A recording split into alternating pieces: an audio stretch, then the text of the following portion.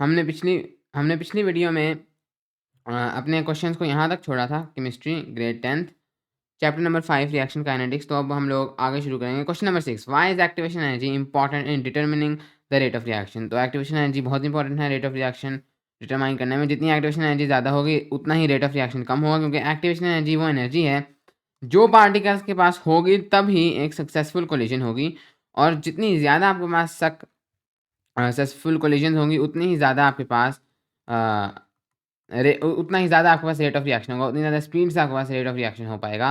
तो activation energy बहुत ज़्यादा इंपॉर्टेंट है, क्योंकि उसी से उतनी एनर्जी तो चाहिए ही चाहिए रिएक्शन होने के लिए। तो अगर वो एनर्जी आपको पता लग जाए कि जिससे रिएक्शन होगी, तो आप पता चला सकते हैं कि उसका रेट ऑफ रिएक्शन क्या होगा। Okay, next question. If you increase the temperature of reaction, how does this affect the kinetic energy of the particles. तो बहुत ही सिंपल है, temperature is directly proportional to the kinetic energy of particles. क्योंकि temperature simply एक measure of kinetic energy है। Temperature हम लोग नापते ही इस तरह से हैं कि पार्टिकल्स के पास काइनेटिक एनर्जी कितनी है। अगर पार्टिकल्स के पास बहुत ज़्यादा काइनेटिक एनर्जी हो तो वो चीज़ बहुत गर्म लगती है, उनके पास कम हो वो चीज़ ठंडी लगती है। इसीलिए temperature is directly proportional to the kinetic energy of the particles. Okay, next question. Next question है, why do only a fraction of collisions lead to a reaction according to collision theory.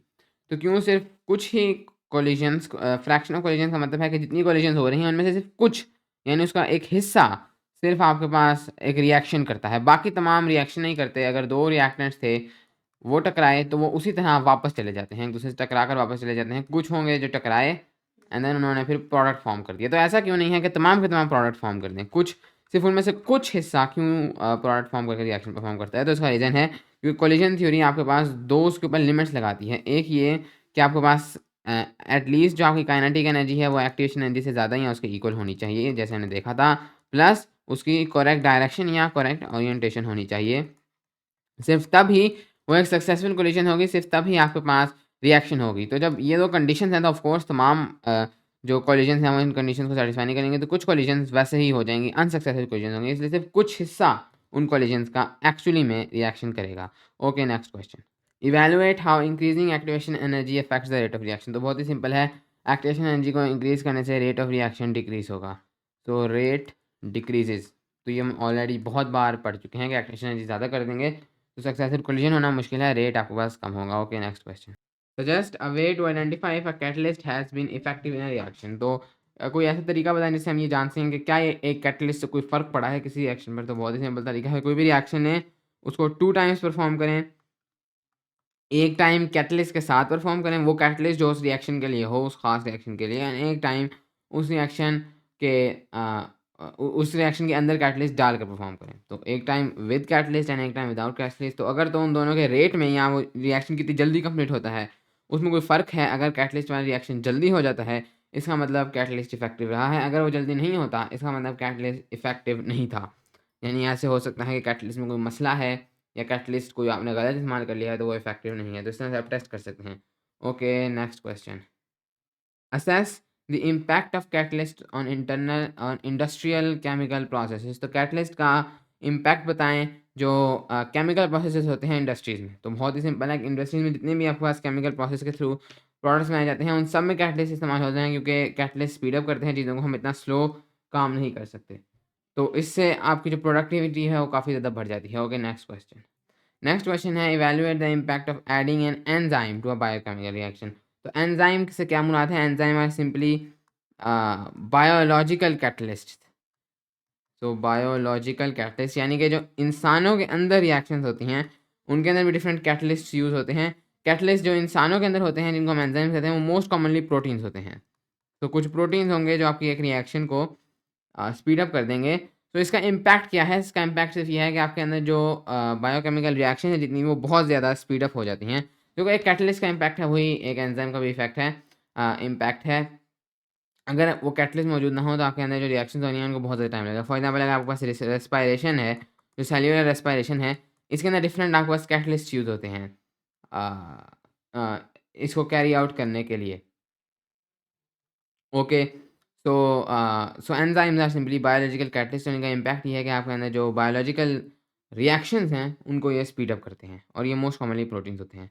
Okay, next question. Analyse how temperature control during transportation can affect the quality of the product. ये चीज़ analyse करेंगे कैसे जो temperature का control है transportation के दरमियान वो आपकी प्रोडक्ट की क्वालिटी को इंक्रीज़ कर सकता है। सो अगर आप कोई चीज़ जैसे हमने आखिरी सेशन में देखा था कि जब आप वो फूड को ट्रांसपोर्ट करते हैं सो अ, उसके अंदर जब वो आप उसको उतार चुके हैं और वो ट्रांसपोर्ट हो रहा है तो उसके अंदर रिएक्शंस होती हैं स्पॉइलेज। हर में नहीं होती, कुछ में वो उनका रेट ज़्यादा है, कुछ में उनका रेट कम है।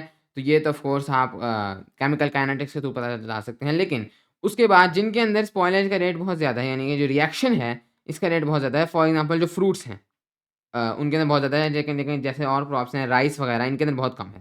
तो जो फ्रूट्स वगैरह हैं, उनको आपको बहुत कूल टेम्परेचर्स में ट्रांसपोर्ट करना पड़ता है, क्योंकि जितना टेम्परेचर कम होगा, उतना रेट ऑफ रिएक्शन कम होगा, तो वो इतनी जल्दी ख़राब नहीं होंगे। लेकिन कुछ ऐसे फॉर एग्ज़ाम्पल सब्सटेंसेस हैं, जैसे राइस, जिनका ये स्पॉइलिंग रिएक्शन बिल्कुल ही नेग्लिजिबल है, वो उनको बहुत टाइम लग जाता है, तो उसको आप नॉर्मल टेम्परेचर में ट्रांसफ़र कर सकते हैं। अलग से कूल टेम्परेचर के लिए खर्चा उठाने की ज़रूरत नहीं है।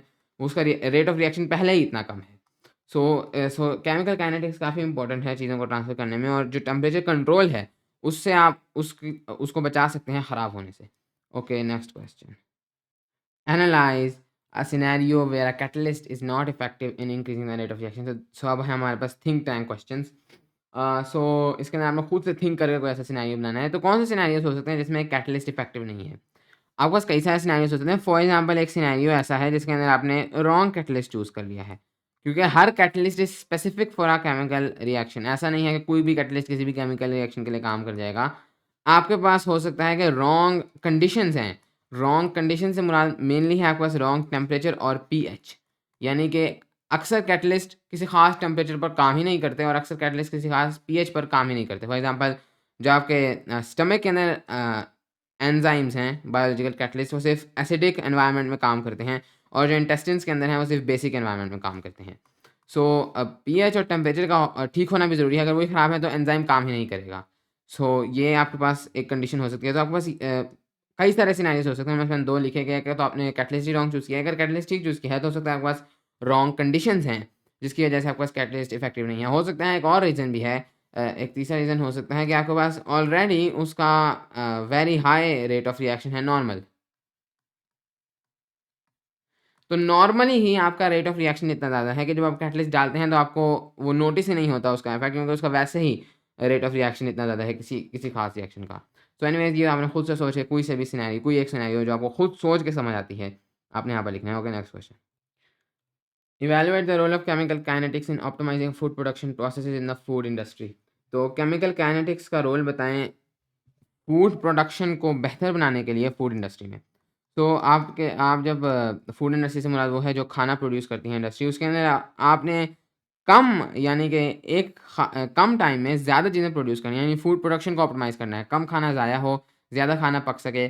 तो इसके अंदर केमिकल काइनेटिक्स का क्या रोल है, इसके ऊपर हमने फुल लेसन में बात की थी कि जो केमिकल काइनेटिक्स है, उससे आप लोग डिफरेंट रेट ऑफ रिएक्शंस को पता चला सकते हैं। आपका जब आपने उसको हार्वेस्ट करना है, तो फिर आपके पास उस खाने ने राइप होना होता है, यानी पकना होता है। तो आपके पास राइपनिंग की एक रिएक्शन होती है। वो कुछ खानों में ज़्यादा तेज़ हो गई, कुछ में ज़्यादा कम हो गई। उसके हिसाब से आप लोग उसको हार्वेस्ट करेंगे ठीक टाइम पर, कि कहीं बहुत ज़्यादा ना हो जाए या बहुत कम ना हो जाए। उसके अंदर इस रिएक्शन को समझने के लिए केमिकल काइनेटिक्स की ज़रूरत होगी। इसके अलावा जब ट्रांसपोर्ट करना है, तो उसके अंदर आपके पास मेन जो रिएक्शन है, that is the spoilage reaction. अब स्पॉइलेज रिएक्शन जो है उस पर भी आपने जहाज़ के रेट में भी नज़र रखनी है, क्योंकि अब ये वो रिएक्शन है जिससे खाना ना ख़राब होना है। तो आपने नज़र रखनी है कि किसमें बहुत ज़्यादा है, उसमें टेम्परेचर को कम रखा जाए, जिसमें इतनी ज़्यादा नहीं है, उसमें टेम्परेचर कम रखने की इतनी ज़रूरत नहीं है। So okay, next question. Next question is predict the effect of doubling the surface area of a solid reactant on the rate of reaction providing reasoning based on collision theory. Already इसके ऊपर detail में बात की थी एसएलओज में। जब आप surface area को डबल करेंगे, तो surface area of a solid is solid के लिए ख़ास है, सॉलिड के लिए ही है, क्योंकि सॉलिड सिर्फ सरफेसेस पर रिएक्ट करते हैं। Is directly proportional to the rate of the reaction, अगर बाकी सब चीज़ें कांस्टेंट हैं तो। और इसका रीज़न क्या है? हमने पढ़ा था कि कोलिजन थ्योरी के मुताबिक आपको पार्टिकल्स को कोलाइड करना होगा। सॉलिड्स में पार्टिकल्स सिर्फ़ और सिर्फ़ सरफेस पर कोलाइड कर सकते हैं, अंदर तो वो फिक्स्ड हैं। सिर्फ़ बाहर एक और सॉलिड के साथ टच होकर, या मेबी अगर एक खाली सॉलिड है ईज़ी के लिए और बाहर तमाम गैस है, तो ये कोई और चीज़ है, तो उसके साथ सिर्फ़ ये सरफेस वाले मॉलिक्यूल्स रिएक्ट कर सकते हैं। जैसे-जैसे छोटा होता जाएगा, तो आखिरकार तमाम तमाम मॉलिक्यूल्स रिएक्ट करते जाएंगे, लेकिन उसको काफ़ी टाइम लग जाएगा। अगर हम लोग इसको छोटे छोटे पीसेस में तोड़ दें तो अब हर पीस का सरफेस एरिया अलग अलग हो चुका है, हर piece at the same time react करेगा और इससे आपका रेट ऑफ रिएक्शन बढ़ जाएगा। तो रफली वो डायरेक्टली प्रोपोर्शनल है आपके रेट ऑफ रिएक्शन के साथ, अगर बाकी तमाम चीज़ें कॉन्स्टेंट है तो। Okay, next question.